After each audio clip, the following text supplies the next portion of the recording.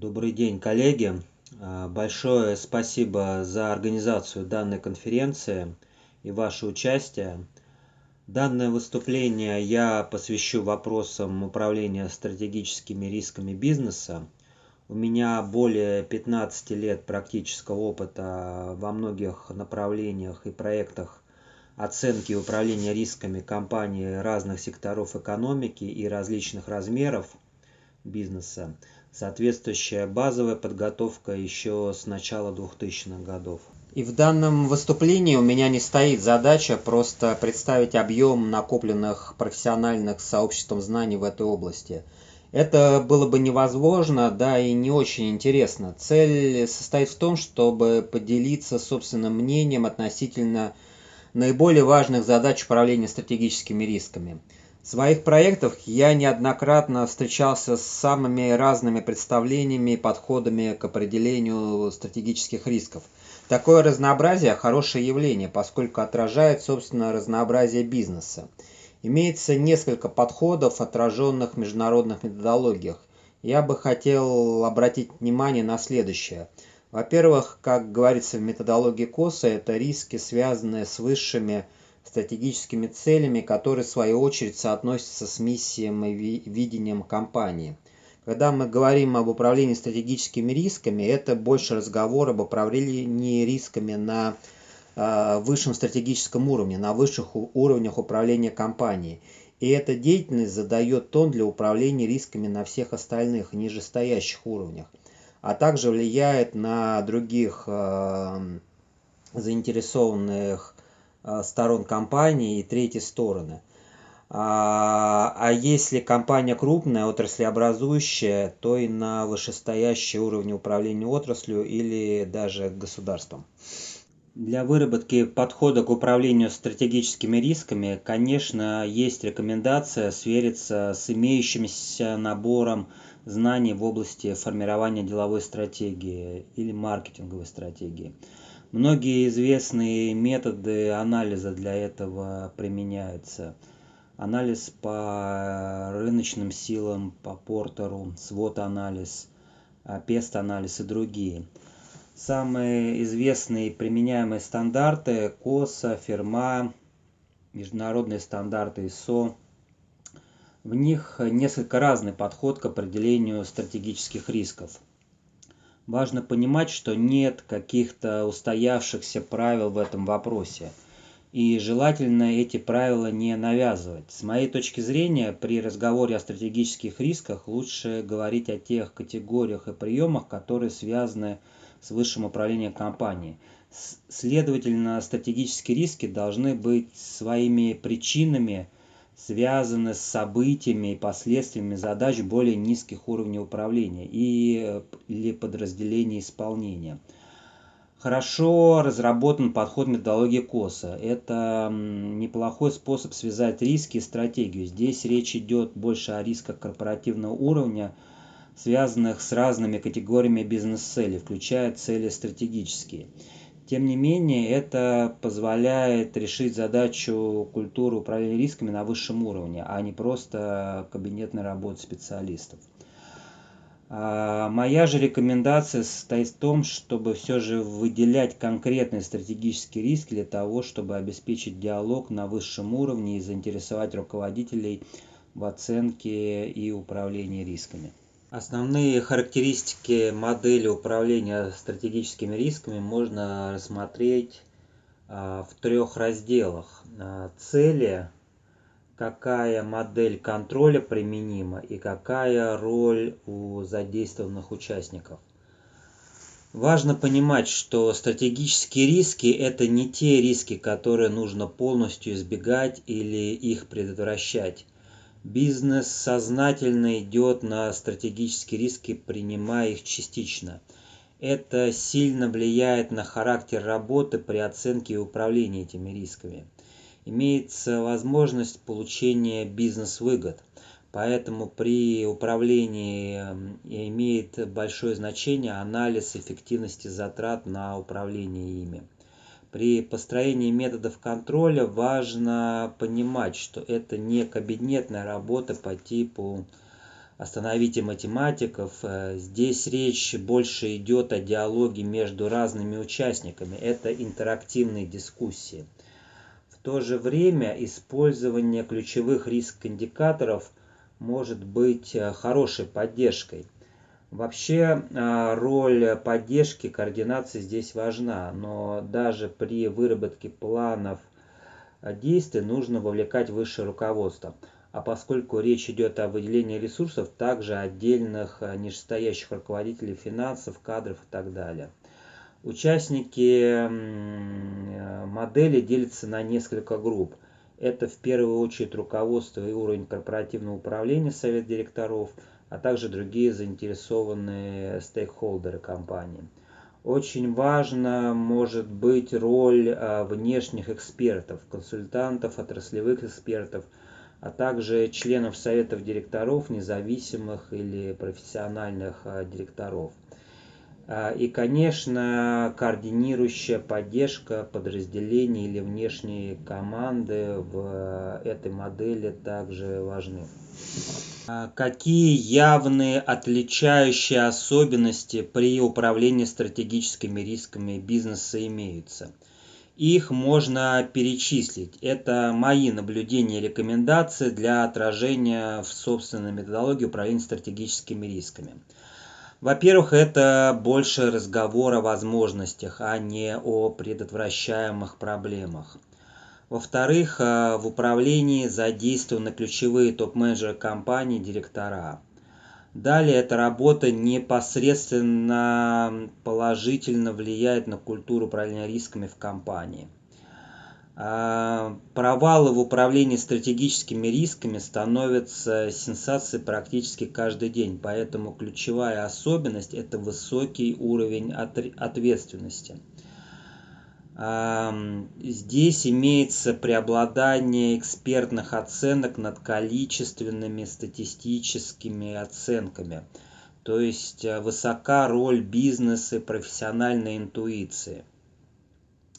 Важно интегрировать результаты работы в планирование и стратегию компании. Без этого эта работа не имеет пользы. Ну и, наконец, использование гибких методов в работе, избегающих бюрократии, бумажной волокиты также являются особенностью данной модели. Для каждой компании важно иметь свою собственную картину стратегических рисков. Моя методология предполагает рассмотрение рисков в 4 стратегических категориях. Вход и расширение. Во-первых, это риски входа для разных стратегических решений и расширения бизнеса. То есть риски того, что компания предпринимает некие стратегические шаги, связанные с выходом на новые рынки, развитием новых продуктов, изменением в идее бизнеса. Это также могут быть новые приобретения, а также задачи трансформации бизнеса. Второй блок – выход и сохранение. Вторая крупная категория, наоборот, включает риски, связанные с издержками, которые придется понести, чтобы отказаться от амбиций ранее задействованных планов или обеспечить сохранность накопленного или даже восстановление бизнеса на основе уже имеющихся достижений. При разработке стратегии важно учитывать риски поглощения, тенденции отрасли или отдельных сегментов отрасли консолидации, а также необходимости альянсов. Если верхние разделы этой модели связаны с риск-категориями, идентифицируемыми как на входе и выходе решений, применяемых в компаниях, то нижние разделы связаны с теми рисками, которые возникают в процессе работы с этими решениями. Третий блок – барьеры и перемены. Здесь как раз рыночные силы. С одной стороны покупатели, с другой поставщики и условия. Политические, макроэкономические, роль сообщества, социальных групп, в том числе и частных инвесторов. Например, как показывает история с Wall Street Bets и сообществами, сформированными на площадках типа Reddit. Это очень важно. Это также лидерские компетенции и знания могут быть значительными барьерами в реализации стратегических решений. Это также то, как компания ведет себя в периоды перемен и кризисов. Четвертый блок выбор конкуренции – это все виды конкуренции. Прямые конкуренты, зарубежные конкуренты, продукты, модели, заменяющие то, что предлагает компания. Это ценовые войны, войны за долю рынка. Это также вопросы протекционизма и санкций. Далее представлен целостный практический подход, охватывающий разные стадии управления стратегическими рисками, от планирования оценки рисков до рассмотрения вопросов совершенствования управления рисками. Что здесь важно? Полнота, целостность и циклический характер данного процесса, от планирования к вопросам самосовершенствования внутри компании. Наиболее применимые виды оценки в данном случае это сначала индивидуальные диалоги, 3 вида: идентификация рисков, оценка присущего состояния рисков, далее оценка с учетом текущих мер реагирования. И тут минимум правил, важно выстроить диалог. Далее это коллективные оценки рисков. Участники в данных группах это высшее руководство или их отдельные стратегические подчиненные, а также отдельные заинтересованные стороны компании, стейкхолдеры. Также здесь необходимо обеспечить поддержку процесса несколькими отраслевыми и корпоративными примерами, бенчмарками для анализа практики компании на соответствие и понимание каких-то хороших практик. В некотором смысле это своеобразная рыночная разведка, такой стратегический анализ. Важно искать примеры, подтвержденные доказательствами, и при этом иметь несколько примеров под каждую группу рисков. Представлен один из примеров практического применения в разрезе стадий отдельных шагов, относящихся к идентификации и оценке именно стратегических рисков для крупной отраслеобразующей организации. Точнее, даже вокруг именно оценки ранжирования рисков. В рамках этого практического применения было проведено около 20 индивидуальных встреч и 5 коллективных оценок. Продолжительность проекта всего 2 месяца от самого старта до чистового завершения материалов, результатов. Активность реальная, то есть проведение этих встреч и оценок примерно 1 месяц. Большую роль здесь сыграли команды поддержками с участием внешних экспертов. Сначала определялись критерии оценки рисков, вырабатывалась довольно содержательная матрица критерий оценки. Далее проводились встречи по индивидуальной оценке рисков на основе типовых реестров. Начинали с 10 рисков, заканчивали примерно 20. Ранжирование рисков также происходило в координации с участниками процесса управления рисками, то есть с собственниками бизнес-процессов. Далее встречи проходили направленные на понимание остаточных рисков, плюс фасилитируемые коллективные группы, по сути такие расширенные заседания правления компании. Далее недели 2 шло формирование выводов, координация презентации текста, а также работа с финансовым подразделением по предварительному пониманию ресурса назначения на управление рисками.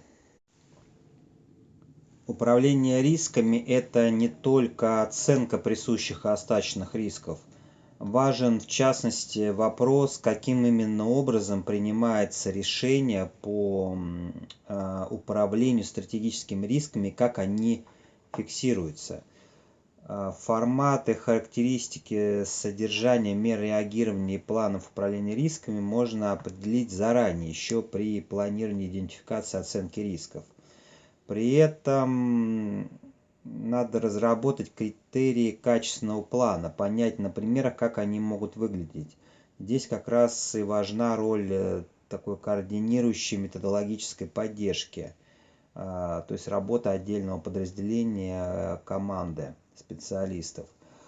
Очень полезный инструмент при мониторинге – это дэшборды и визуализация. Не просто карта рисков, а полный визуализированный дэшборд.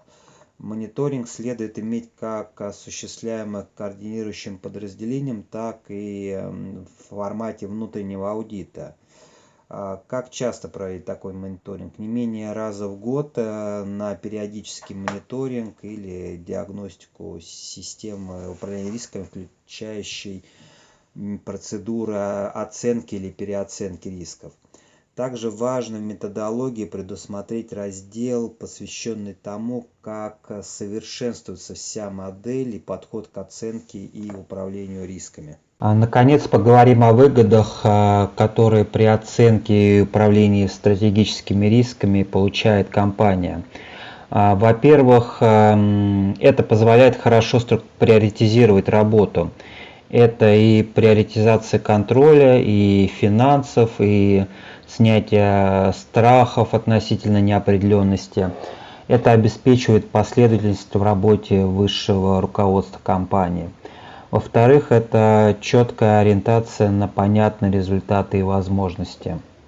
В-третьих, стратегическое управление рисками становится достоянием высших уровней управления. Это задает хороший тон сверху, формирует культуру, дает знания и навыки, обеспечивает вовлеченность между разными функциями, подразделениями компании. И в итоге это дает сплоченность как внутри этой компании, так и с разными заинтересованными сторонами, стейкхолдерами компании. Основная рекомендация здесь – это постоянное повышение компетенции в вопросах управления стратегическими рисками для высшего руководства компании, а также для различных групп инвесторов и заинтересованных сторон компании. Моя благодарность за ваше внимание. Я по этой теме готов к сотрудничеству, ответам на вопросы в рамках конференции или в частном порядке. Мои контакты представлены далее. Большое спасибо за внимание.